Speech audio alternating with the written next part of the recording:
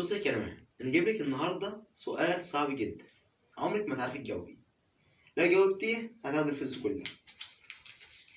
يا جماعه، لو جاوبت السؤال بيقول: ام محمد عندها 4 عيال، الاول اسمه يناير، ماشي. والتاني اسمه فبراير، والتالت اسمه مارس. تعرفي تجيبي لي الرابع؟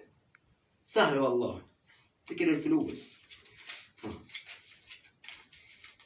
ابريل اكيد يعني. غلط، فكري، سهل جدا. لحظة. دولار. يونيو. غلط. استرجل فرصة بس الفرصة. السالك هي 5 فرص، السالك كده 3. ماشي. هيبقى اكتوبر. اكتوبر. غلط. يبقى مايو. غلط. طب يونيو. غلط. اغسطس. غلط. سبتمبر. غلط. نوفمبر. غلط. ديسمبر. غلط. ما كده قلت كل الشهور، انا مش عارفة.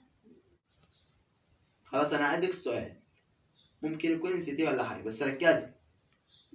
ام محمد عندها 4 عيال، الاول اسمه يناير، والتاني اسمه فبراير، والتالت اسمه مارس.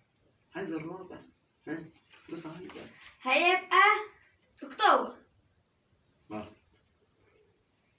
طب انا مش عارفاه، خلي المشاهدين يجاوبوه.